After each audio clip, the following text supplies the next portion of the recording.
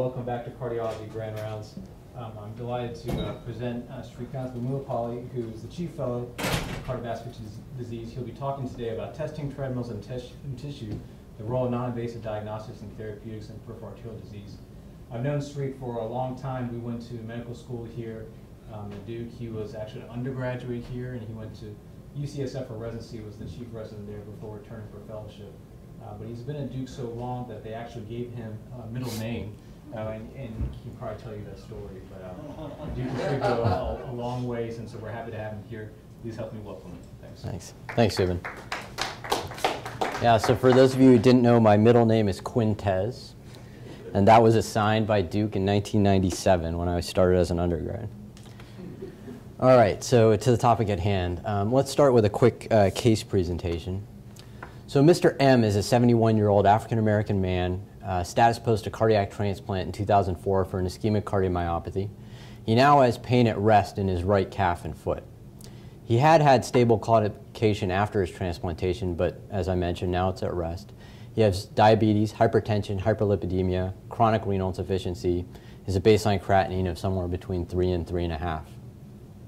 His right leg ABI is 0.3, and his left leg ABI is 0.6. So what are we going to do? So this gentleman, by virtue of having pain in his leg at rest, actually sits here at the top of this pyramid of PAD with CLI, which has multiple definitions, but in this case rest pain, and in other cases potentially a non-healing ulcer. And you'll actually see here in terms of goals of care for the CLI patient, which sort of represents the pyramid of all of PAD, we have limb salvage in addition to things for people with less serious forms of disease, such as improving symptoms and reducing their cardiovascular risk. So this figure is actually from Schuyler's paper last November, and what it's showing you here is the incidence of amputation in the United States, where darker colors are indication of higher rates of amputation. And you can see there's quite a bit of variation within the US. And fortunately or unfortunately, you can see here in the southeast a band of the darkest colors.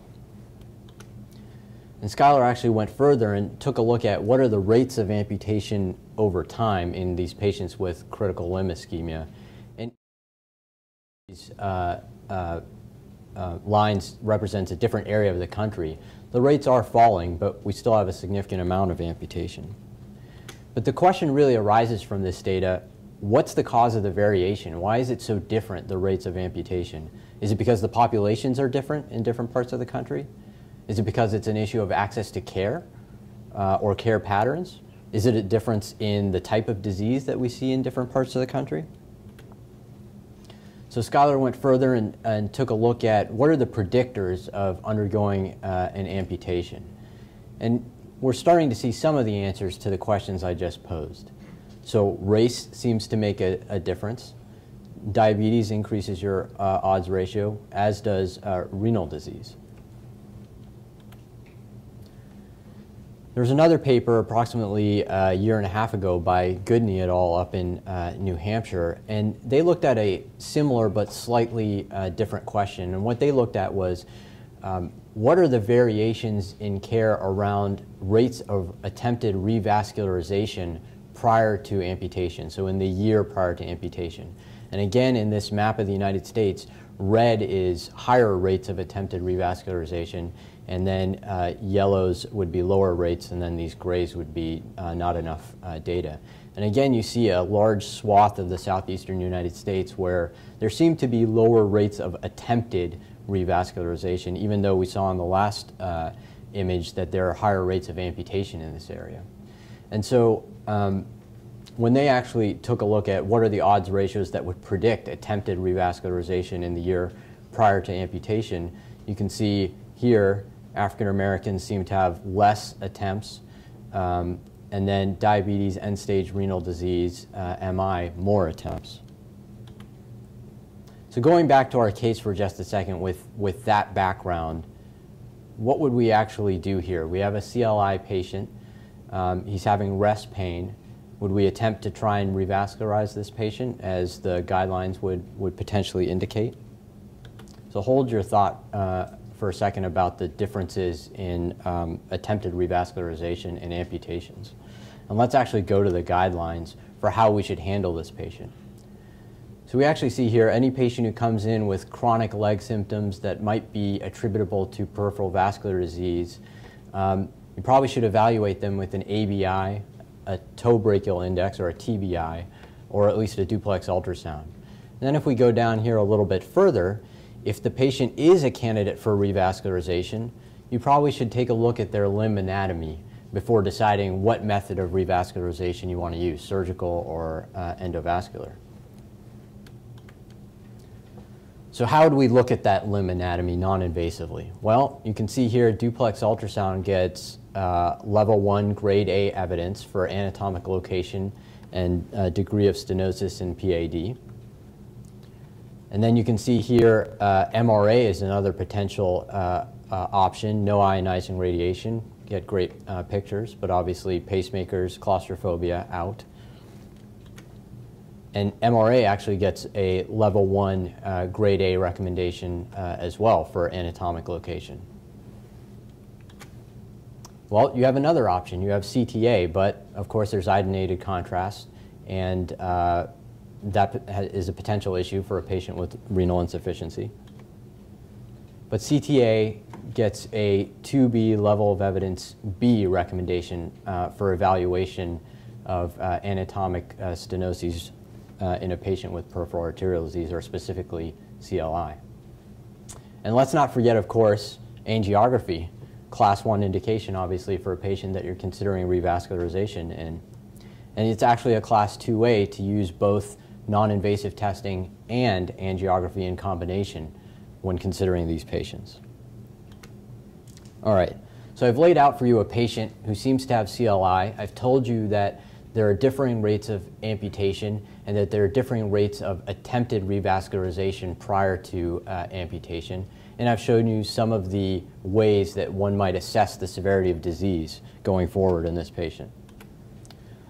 So we actually wanted to take a look at, could some of the variation in amputation and revascularization be due to the fact that there's a variation in arterial testing prior to amputation? So ABI, CTA, MRA, etc. So we looked at describing that and then describing the change in the frequency over time in the use of these tests prior to non-traumatic amputation. And we wanted to identify factors associated with predicting those patients who would undergo testing prior to amputation. So we used a 5% Medicare Part A and Part B sample for fee-for-service beneficiaries between the years 2000 and 2010. And those years were chosen because of the advent of endovascular techniques in that time period. And what we actually did was we defined the cohort based on incident first amputation that was non-traumatic, and then we looked back 12 months prior to see if there was any evidence of any arterial testing in that time period. And then we assessed comorbidities 12 months prior to the testing. And this is a busy table 1, but I just want to point out a few things. So in the 5% sample over that 10-year period, we had about 17,500 patients who underwent some sort of first amputation, of which 7,300 or so were foot amputations, 4,800 were below the knee, and 5,300 were above the knee. And just going back to the entire cohort for a second, we'll take a look and you'll see, as you would expect, a high prevalence of vascular disease risk factors, including diabetes and hypertension, as well as renal disease. But take a look at this.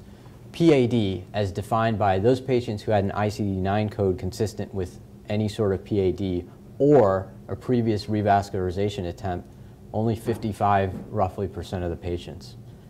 And then I'll also point out to you to keep in mind for later that about 25–26% of these patients were seen by cardiologists in the 1 to 2 years prior to their amputation. And that's greater than any other peripheral vascular disease specialist. So now to the meat of the issue. So looking at the entire cohort, any arterial testing, any one of these tests, ABI, duplex ultrasound, CTA, MRA, angiography, in the year prior to amputation, 68% of patients had testing. ABI, 47.5%. And in case you say, well, you only looked a year before, what if you looked 2 years before? So as a sensitivity analysis, we did that, and still only up to about 71% of patients having any arterial testing in the year prior to their amputation.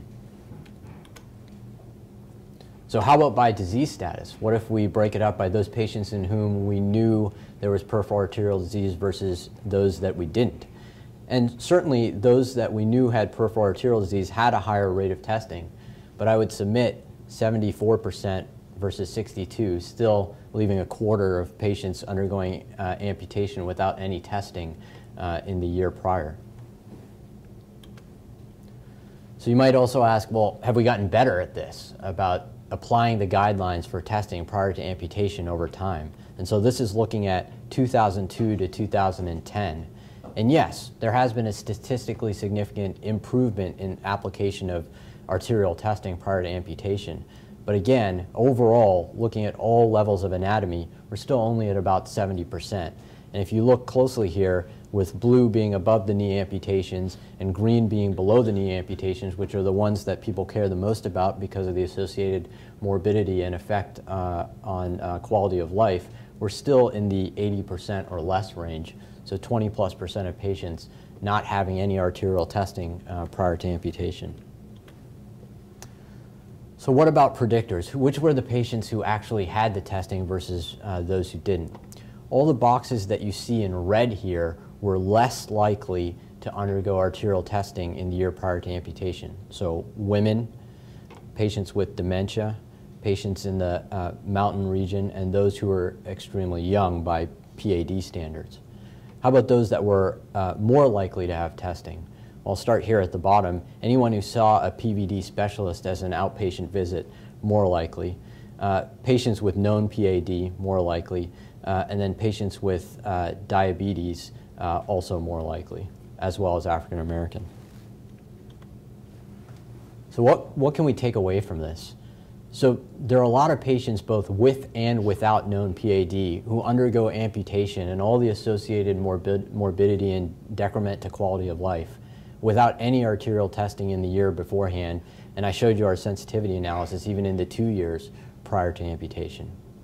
Women are less likely than men to undergo pre-amputation arterial testing. And then amongst vascular professionals, cardiologists see a quarter of these patients in the year or two before amputation. And that's almost certainly because all these people have coexistent diseases which put them at risk for coronary artery disease and heart failure. But I'll make the bold statement that this is on us, that there are a quarter of patients who undergo amputation without any testing. So what are the limitations from this analysis? Well, it's only fee-for-service Medicare, so of course 65 and older. And we didn't capture bedside Doppler and ABI exams, which are sometimes done in the hospital in an informal fashion. But to that I would say, if your patient came in with chest pain and they got an informal 3-lead EKG in the ED, would you consider that to be adequate? And then assessment of arterial testing was limited to 12 months prior to amputation, and you can make the argument perhaps we needed to look back further. So this is actually potentially an area that might be a target for improved quality of care. So we've talked a little bit about the application of the guidelines to our patient population, but if you remember our patient in particular, he actually had renal insufficiency. So he had a creatinine that was a baseline between 3 and 3.5, and many of the options I gave you for assessing his anatomy included ionizing radiation or MRA with gadolinium, which are contraindications, obviously renal insufficiency being contraindications for those.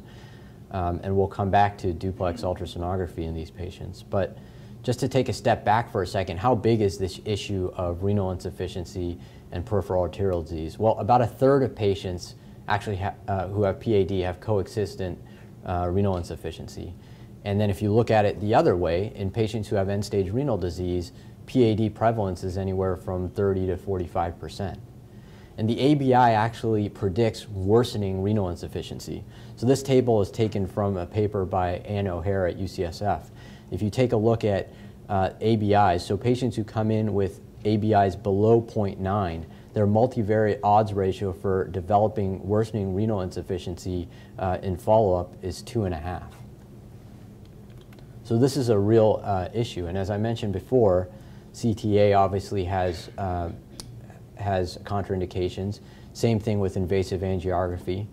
And while duplex ultrasonography obviously doesn't have a contraindication in renal insufficiency, it's somewhat limited in assessing the distal aorta and the proximal iliacs because of overlying soft tissue and bowel gas, which can get in the way.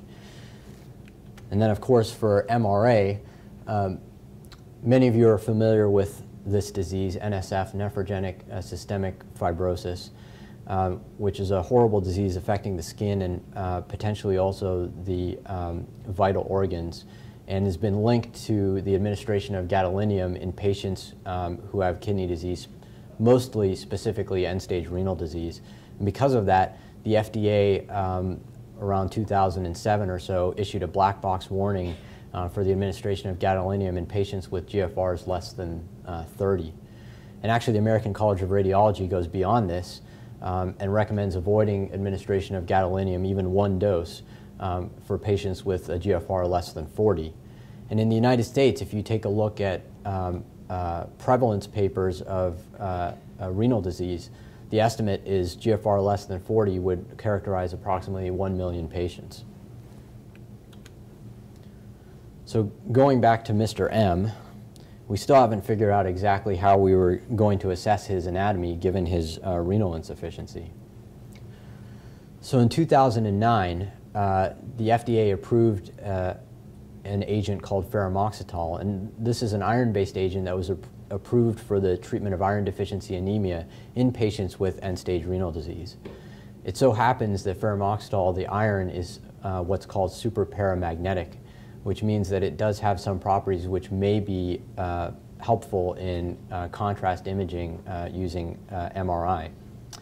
The issue is, though, that no one has really looked at the clinical performance, safety, or impact of using faramoxetol as an MRA agent. So we actually developed a study to look at this, and the genesis of this is somewhat interesting. So this first started out by looking at faramoxetol at the DCMRC in the lab in dogs, looking at dose and kinetics experiments. And then we moved this to humans, specifically those patients with end-stage renal disease who were already receiving faramoxetol as part of their treatment for iron deficiency anemia during dialysis. And we simply asked, hey, after you finish your dialysis session, can you come and lie down in the scanner and see if we can see anything? And so we did a couple patients in that way, and then an interesting thing happened. We actually started getting clinical requests from nephrologists and cardiology to be able to image patients who had renal insufficiency using this particular agent. And so that got us thinking, well, how do we do this in a safe way, and how do we sort of document this? So we actually developed safety protocols, which I'll show you in a second. We went to the P&T committee with nephrology and got this approved from their standpoint, and then obtained IRB approval as well. And we actually did this at two institutions, Methodist Hospital in Houston, as well as Duke, and created a prospective enrollment of patients undergoing faramoxetol MRA. So looking at the safety protocol we developed, we basically said patients who had a known history of iron overload contraindicated for faramoxetol. Risk factors for iron overload, things that would include a family history of hemochromatosis or multiple administrations of blood products. We'd have to look a little further. And then certainly if there was no physical exam or history findings consistent with iron overload, we would also look further just to be safe. And what that further look is, besides checking ferritins and transferrin sats, is something called T2 star imaging, and this is something that can be done with relative ease with a cardiac MRI scanner. And what it does is it actually helps to document the amount of iron within the organ of interest. Most of the data for this set of sequences is actually from the hematology literature looking at iron overload in the liver, but it's also been validated by Dudley Pennell in England for looking at cardiac hemochromatosis. And so we developed a protocol basically with kind of a stoplight configuration of if your T2 star is high, indicating there's not much iron in your heart, you're a go. If it's a medium, we're going to have to discuss the risks and benefits a little further. And if it's low, indicating a significant amount of iron, then it's a stop. So our objective with the study was a multi-site characterization of image quality, safety, and clinical impact of the use of ferumoxytol. And then going back and comparing that to patients who received gadolinium MRA, who obviously did not have renal insufficiency, because it would be considered unethical at this point to give patients with renal insufficiency gadolinium. So we had about 6,000 or so patients referred for an MRA at the two institutions between June of 2009 and February of 2012. And there are about 203 of these patients who would qualify for being evaluated for the use of ferumoxytol.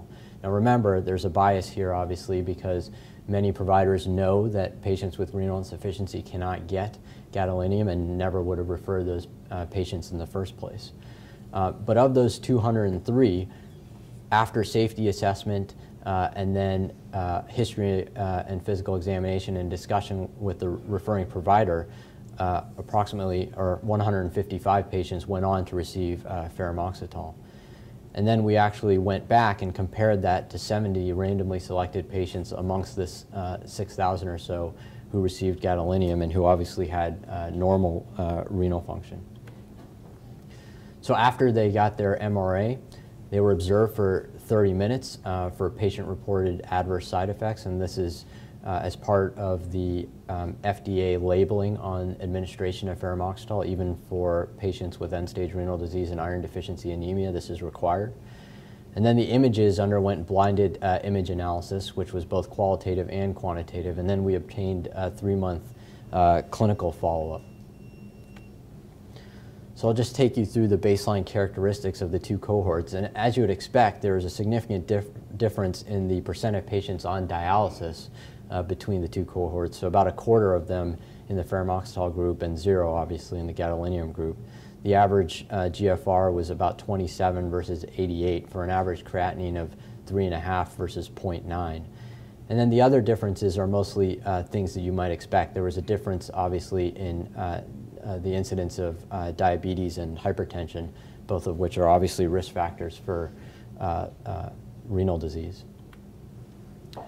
So I just gave you here a representative image to give you a sense of what the image quality is from this. And what we have here are actually 3 patients represented in these 3 columns who, because their GFR changed through the course of the study, received gadolinium in the beginning, and then their GFRs dropped for various reasons, and then received ferumoxytol later on during the study period. And what you're looking at here in this first column is a thoraco-abdominal aorta branching at the iliacs, where this is the transverse aorta here and here. In the second column, you're looking at an abdominal aorta with a AAA here. And in the third column, you're looking at an aortic arch with branch vessels into the carotids as well. And at least visually inspecting, you see there's not much difference between the image qualities.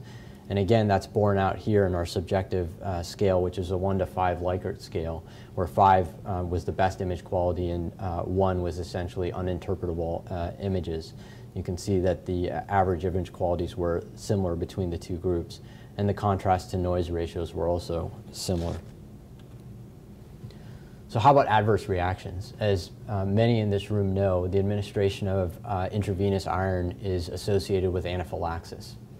And when you're giving it in the setting of an MRA, you're actually using a power injector as opposed to administration during dialysis, which is a much slower administration. So potentially the risk of anaphylaxis is higher with an MRA. So to combat that, we actually diluted out the ferumoxytol and use a much lower dose than what's given for iron deficiency anemia. But you can see here are adverse reactions. So total adverse reactions, 3 in the ferumoxytol group, 1 in the gadolinium group. Major adverse reactions was 1, and that was an episode of hypotension requiring administration of IV fluids. And then you can see minor adverse reactions, including GI complaints and an IV site reaction. How about clinical impact? So what we actually did was take a look at the subset of patients in both arms who underwent intervention or endovascular or surgical for whatever lesion they had based on the images obtained by the MRA. And here in the ferumoxytol group, it was about 1/3, and in the gadolinium group, it was about 43%. So amongst those patients who underwent intervention, a certain percentage of those had invasive confirmation of their diagnosis, meaning either they got an angiogram during endovascular intervention, or if it was surgical, they had direct visualization of the area of pathology. And again, you can see that both gadolinium and ferumoxytol were fairly accurate in that sense, and there wasn't much of a difference in terms of their test performance. And just for those who are curious, what you're looking at here is a ferumoxytol MRA in a patient who has a fem-pop bypass, and the red arrowhead is the actual bypass graft. And here's the digital subtraction angiogram of the same area in the same patient. Here in panel C, you're seeing a patient also with a fem-pop bypass, and here you can see the distal portion of the SFA that's reconstituted, with this whole area in here being occluded. And again, the ferumoxytol image versus the digital subtraction angiogram. And then lastly, a below-the-knee ferumoxytol image and digital subtraction angiogram looking at the anterior tibial and perineal arteries. So what can we take for this? And Dr. O'Connor, for you, I will repeat this, but ferumoxytol has excellent image quality, and we'll come back to the safety profile in a second, and impacts clinical management. And ferumoxytol is immediately available, and it's an effective MRA contrast agent for non-invasive angiography in patients with renal insufficiency. So going back to the patient that I presented to you, this is a potential option. Multiple people have asked me about the safety profile comment. Granted, we have a study here with 155 patients in the ferumoxytol arm and only 3 events, so obviously it's a small number of events. And all I would say is potentially this mirrors the situation with gadolinium. So gadolinium was approved in the early to mid 1990s, and NSF was not discovered until the late 1990s and not really sort of understood in terms of its association with gadolinium until the mid-2000s. And you can imagine millions of patients underwent gadolinium MRA prior to that. What we have here is partly an issue of low numbers, because it would only be reasonable to give this agent to patients with renal insufficiency. And then also, really, I told you this was a 2-site study. There are probably only 4 or 5 sites in the country that use this agent. So I acknowledge that it's small numbers, but there are significant challenges to obtaining larger numbers at this time. So we've talked a little bit about non-invasive testing for limb salvage and lower extremity symptoms in patients with PAD. But as this diagram shows you, as everyone in this room knows, that's not really what patients with PAD die from. They die from cardiovascular disease, as we all know. So in critical limb ischemia, like this patient, 25% mortality at 1 year, and then in claudication, which we'll talk more about in a little bit, we have a 5-year mortality of around the same range. So what about diagnostic testing in patients with vascular disease and renal insufficiency, whom I've already told you 1/3 of them have? Well, so ferumoxytol we've actually started using for the purposes of stress testing. And the only reason I put this diagram here from one of Ray and Igor's papers is to point out that we do perfusion imaging with ferumoxytol, which is easy enough to do, but there's a place in here for delayed enhancement imaging, which we'll talk about in a second. So this is actually images from a patient that we've done Actually, Rob, this is one of your patients with ferumoxytol who did not have other options in terms of stress testing. And so you can see that it's doable. Now, delayed enhancement. The reason that MRI stress testing has better sensitivity and specificity in most reports than nuclear stress is because of the addition of the ability to see scar. So scar plus perfusion, probably better test characteristics. And the ability to see scar is dependent on administration of gadolinium and the time course of washout for gadolinium. Well, we're working on in the lab right now trying to define that for ferumoxytol. We don't yet have a great understanding of what the time course for the washout is, and thus our ability to do delayed enhancement imaging is compromised. I will say there are people looking at doing enhancement imaging using other techniques, and you can see that with ferumoxytol, and some of these have been published recently, but none are particularly suitable for stress testing. And then how about muscle perfusion? So contrast ultrasound has been shown to increase the diagnostic accuracy of duplex ultrasonography in patients with PAD. And calf muscle perfusion, but not ABI, predicts the extent of collateralization in PAD. There are multiple ongoing studies, several of which we are enrolling patients for here at Duke, which actually look at cell therapies for both claudication and critical limb ischemia. And the NHLBI convened a working group a few years ago, which actually indicated that the development of intermediate outcome measures within these patient populations, including perfusion imaging, was a significant priority. And that certainly can be done with ferumoxytol. What you're looking at here is perfusion imaging in the leg using gadolinium, where you can actually see, and this work was done by Burkhard Sievers a few years ago, you can see the arterial input function, and then here a hyperemic response, and here no hyperemic response to cuff inflation. So this is a very real possibility and something that we're actually working towards now. So we've spent a lot of time here talking about critical limb ischemia and amputation, but as I showed you earlier, that's really the top of the pyramid. So I want to present to you a second case. And this is Mr. N, 71-year-old, hypertension, diabetic, CAD with right greater than left leg discomfort with walking. He doesn't have any rest pain, no wounds, and he has ABIs of about 0.7. So what are you going to tell this gentleman? Should he have surgery? Should he have angioplasty with stenting or without? Should he have exercise? Should he be treated with medications? And again, just to point out that this is by far the vast majority of symptomatic PAD. So what would the guidelines say? The guidelines would say class 1 level of evidence A indication for cilostazol for treatment of intermittent claudication.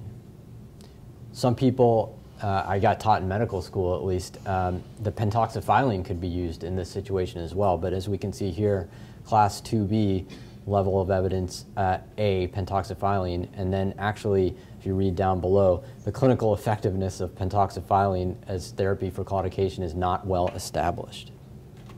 Okay, how about supervised exercise? Well, class 1 level of evidence A for supervised exercise, 12 weeks, 30 to 45 minute sessions 3 times a week. And this is long, and I apologize, but I think it's worth going through. How about endovascular therapy? So endovascular procedures indicated for individuals with lifestyle-limiting disabilities as long as there has been an inadequate response to exercise or pharmacologic therapy, or there is a very favorable risk-benefit ratio, meaning anatomic factors that we think will make the patient amenable to endovascular therapy. And then surgical intervention, even though this would potentially be considered the gold standard, its level of evidence B for claudication. And just to remind you, I just gave you multiple therapies that are class 1 indications for this patient. So how do we know which one to give this person? So back in 2009, the IOM talked about comparative effectiveness research, and what his priorities were. And you can see right down here, cardiovascular and peripheral vascular disease. And this is one of the questions that exists. So this question spawned an NHLBI sponsored trial called the CLEVER trial, the results of which were published about a year and a half ago now and presented at the AHA. And you can see this is our gold standard trial for comparative effectiveness for intermittent claudication, which is by far the greatest percentage of symptomatic PAD. 119 patients, 22 to optimal medical therapy, 46 to angioplasty plus or minus stenting, 43 to supervised exercise. And I'll draw your attention, there was a fourth arm in this study with angioplasty plus supervised exercise. And the primary outcome was peak walking time at 6 months. And now I'm going to show you the results. And there are only 3 bars on this result table because the fourth arm could not enroll enough patients over the period of time to even report the 6-month results. The actual enrollment was about 5 or 6 people. And what you can see here is optimal medical therapy. The change in peak walking time in minutes was 1.2. Here in stent revascularization, 3.7. And here in an exercise program, 5.8 minutes. Now, I mentioned quality of life as a secondary endpoint. And here, patient-assessed quality of life, highest with stenting, intermediate with supervised exercise, and lowest with optimal medical therapy. Okay, so that's our gold standard, and we had like 100 patients in it. So we actually decided to go back and take a look at all of the previous literature and try and do a network meta-analysis looking at the comparative effectiveness of these therapies for patients with intermittent claudication. And we started with 5,900 citations and ended up with about 44 articles represented 35 studies which met our study criteria. And I'll just point out a couple things. This may be a little difficult for you to see, but I want to point out single treatment strategy comparisons that were excluded. So that means we compared surgery A versus surgery B, or we compared stent A versus stent B. 196 abstracts were dropped because of that. And then you can see not including interventions or comparators of interest, 179. What this points to is a lot of studies which look at patency and things that patients don't necessarily care about. And you can see here for each of our comparisons, we're talking about 10, 12 studies. Here, endovascular versus surgery, only 3 studies. So what are our results? If you look at walking distance, and by this I mean peak walking distance, so how far can someone walk if you stand next to the treadmill and scream at them until they can't walk anymore? This is, the first part of this is each modality versus usual care. And usual care was defined differently by different groups, but generally meant maybe some medicines, but not much of anything else. And so sort of equipoise would be at 0. And we can see here that it looks like all of the therapies, at least the point estimates, seem to favor their efficacy. But I'll point out the large confidence intervals around these data points. And we'll come back to that at the end. But now when we start comparing all these modalities against each other, we can see we're kind of all over the map, right around the line of equipoise. So how about claudication distance? And what this means is this is how far the patient can walk prior to the onset of claudication symptoms. So maybe how far they would walk in real life, because they probably stop as soon as they have discomfort. And what you're looking at here is all the modalities versus each other. And again, large confidence intervals, many of which are crossing 0.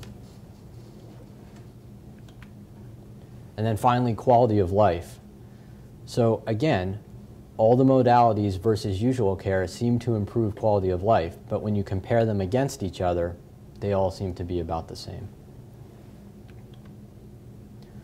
So what do we take from that? Well, at the very least, you might say supervised exercise seems to be equivalent based on the data that we have, albeit it's poor data with large confidence intervals, and we'll come back to why that is at the end, to stenting, to optimal medical therapy. But we have here CMS and a treadmill. And the reason that this probably doesn't really happen in practice, even though it's a class 1 indication according to the guidelines, is that this is not reimbursed at all.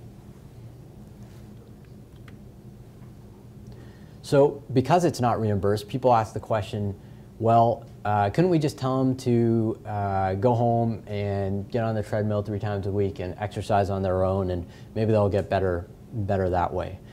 And what do the guidelines say about home exercise? So it's a 2B level of evidence B, because basically not well established as an effective treatment modality for claudication. And so we went back and actually performed a similar meta-analysis on all the data looking at this as well. And so what you're looking at here, like the previous figures, are effect sizes. And again, this is multiple different studies. And so here on the right, you see favored supervised exercise. Here on the left, favor home exercise. And this is 6-month outcomes after a 3-month period of going home and walking on your own. So again, looks like supervised exercise for many studies is superior to home exercise, but I'll point out the large confidence intervals. How about 12-month data? You see here the aggregate, again, seems to be supervised exercise is superior to home exercise. And claudication distance, large confidence intervals, but again, the aggregate appears to be superior. Same thing for 12-month claudication distance. How about quality of life? This gets a little interesting because there doesn't seem to be a whole lot of difference in quality of life between supervised and home exercise. And this gets back a little bit to what I showed you in the Clever study, where stenting seemed to be superior to supervised exercise in terms of quality of life. And that's not yet been well explored, why exactly that is. Now, most of these quality of life data are based on SF-36 physical functioning. Clever used both that and the WIC score, which is a more specific questionnaire related to peripheral vascular disease. So it looks like supervised exercise, stenting, and medical therapy appear to be equally efficacious in treatment of intermittent claudication. But I do want to point out that the quality of the literature is extremely poor. Multiple single-arm studies, variable types of endpoints. I could probably name 6 endpoints right now for you that are used in these studies, which are all similar but slightly different. And there's really insufficient data to comment on population subgroups. So the thought is aortoiliac disease is amenable to stenting, that there are better outcomes there than, say, below-the-knee disease. But few, if any, of these studies stratify patients by the level of disease, by their comorbidities, specifically diabetes, which might affect a long-term stent patency. So how do we deal with something like that? So Manesh and Schuyler and Sumit and others are involved in something called PARC, which is the Peripheral Arterial Disease Academic Research Consortium, which essentially is a gathering of FDA, industry, and academicians trying to standardize outcomes and assessment tools for studies in peripheral arterial disease, whether that be CLI or intermittent claudication. And I think that's really where the work needs to go if we want to be able to conduct either trials or comparative effectiveness research in the intermittent claudication population. And I still think we need it. If our gold standard is 100 patients with between 4 arms, one of which didn't even enroll enough to report results, I think we're in sore need of this. So just some acknowledgements and thank yous. So many people to thank, but chiefly Manesh and Schuyler, Leslie, Adrian, and Rowena. And then, of course, all of the DC MRC and Eric Velasquez.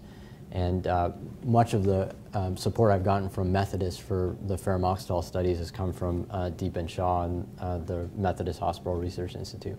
Thanks.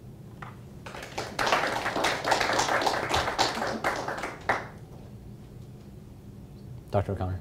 Really great overview, and I'm looking forward to the publication of your paper. It's going to put together a really complicated literature that I hope we can carry around with us. I think there's so much opportunity for us to do better in this field, and I think you've highlighted it, that it's disappointing that 26% of cardiologists are seeing these patients a year before they're amputated without imaging studies. But I want to get back to the exercise. Do we know, in HF Action we did, our exercise strategy was supervised followed by home base, and we think, just like you pointed out, that the home base you really lose adherence, and the supervised is probably important to keep that level of adherence up that you need.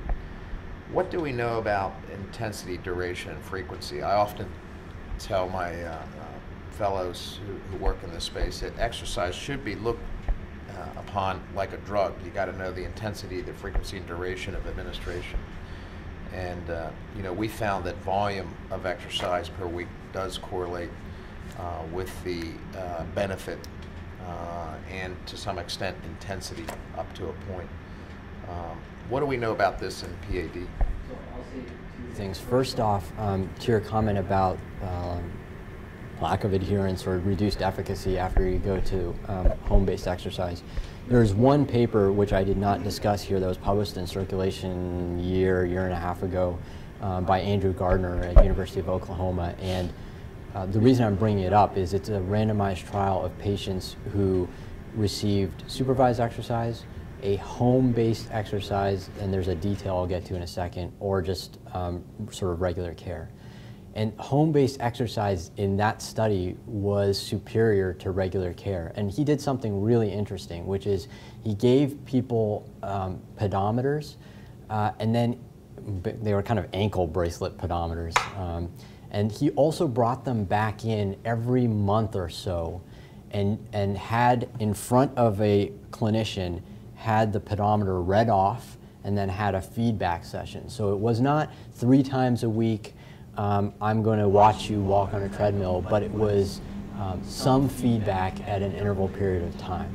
And most home-based exercise programs in the literature essentially are just a 15 minutes, here's what you should do at home, and I'm never going to see you again.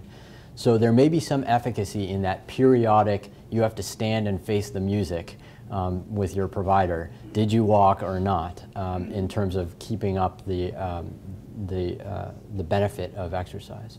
As far as the intensity and duration of exercise, there has not been much in the literature over the last 15 to 20 years systematically looking at variations in that. More of what's been looked at is types of exercise. So people have a lot of interest in, is strength training better than walking on a treadmill, or maybe circuit training, or even perhaps I've seen things like pole striding, which I imagine is like being on a pogo stick, rather than looking at intensity and duration. It's basically sort of become the de facto standard 3 times a week, 30 to 45 minutes, exercising past claudication. So that's really the key in PAD, is you need to exercise past the point of pain rather than just up to it. Andrew? That was very nice sort of compilation of a lot of different projects all under one umbrella. So a really nice job tying it together. In your study that looked at the use of non-invasive studies in patients who underwent amputation, it's interesting to me that ABI is considered a non-invasive evaluation separate from the other test, whereas I think for most of us it is the gateway and the initial test for the other ones. Did you look at them as separate use in patients as opposed to just in toto? Yeah, so we have the value of sort of 70%, any or all of those tests. So all you had to get was one. But when you looked at ABI separately, it was only about 50% or so. So what you can imagine, why would that be? You can imagine someone had an ABI 5 years ago. We know they have peripheral vascular disease. They come in now with something approaching CLI. And you don't necessarily want to repeat the ABI, rather you want to know their anatomy to see if you can revascularize them. So you don't repeat an ABI, you simply do an MRA or whatever. So during that 1 year look back, they might not have had an ABI, but they would have had an MRA, they would have had something else. So that's why we kind of looked at them separately. Along the same lines, Andrew, if you have documented that you have more than aortoiliac disease, you already got disease peripherally, would you necessarily repeat if disease that you don't think you can attack? Would you, somebody progresses on, how often, I guess what I'm asking is how often do you follow up on studies once you've documented that Serial you have testing. significant disease? Fair enough. So that's why we extended the time period up to 2 years.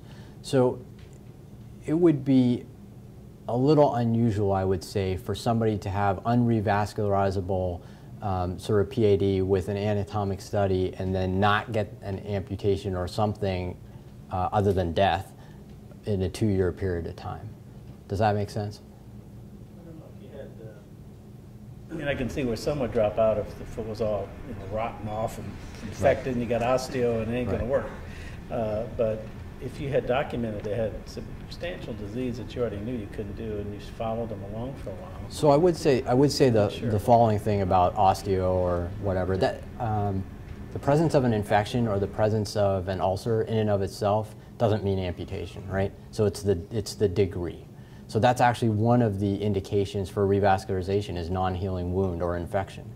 So I wouldn't just say anybody who comes in with an infection of their foot, oh yeah, there's no role for revascularization here.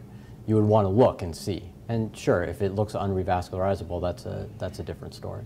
What are the data for CLI, revascularization for CLI and outcome with regard to percent that still go on to amputation, survival after revascularization for CLI? I mean, that would be an important sort of number to have in mind if we're talking about doing studies to look for it. Yeah, so I don't know that there's good data to say that revascularization in CLI prevents mortality. I think that's a stretch, because remember, most of the mortality is cardiovascular mortality. So what we're trying Amputation?